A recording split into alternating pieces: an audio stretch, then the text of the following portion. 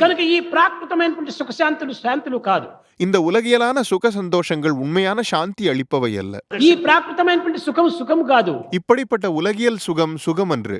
అందువల్లనే త్యాగరాజు కూడా చెప్పాడు, அதனாலேயே தியாகராஜர் கூறினார், నిధి చాలా సుఖమా, ఈశ్వర సన్నిధి చాలా సుఖమా, నిజముగా తెలుపు మనసా అన్నాడు. செல்வம் மிக சுகமானதா, ஈஸ்வரனின் சந்நிதி மிக சுகமானதா, உண்மையைச் சொல் மனமே என்றார். కనుక పరమాత్మని యొక్క సన్నిధే మన పెన్నిధి. எனவே பரமாத்மாவின் சந்நிதியே நமக்கு பெரும் நிதி. అటువంటి సన్నిధిని చేరేంత వరకు కూడాను జీవుడు పరితపిస్తూనే ఉంటాడు. அப்படிப்பட்ட சந்நிதியை அடையும் வரை மனிதன் பரிதவித்துக் கொண்டே இருப்பான். ఈ పరితాపములకు కారణం ఏమిటో వీడు తెలుసుకోవటం లేదు.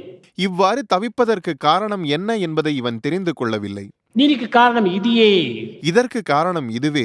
భగవంతుని యొక్క వియోగమే దీని యొక్క బాధకు మూల కారణము. இறைவனிடம் இருந்து பிரிந்திருப்பதே இந்த கவலைக்கு மூல காரணமாகும். కనుకనే అట్టి సంయోగం లభించేంత వరకు మనకు దుఃఖం తప్పినది కాదు. எனவே இறைவனோடு சேரும் வரை நாம் துக்கத்திலிருந்து தப்ப முடியாது.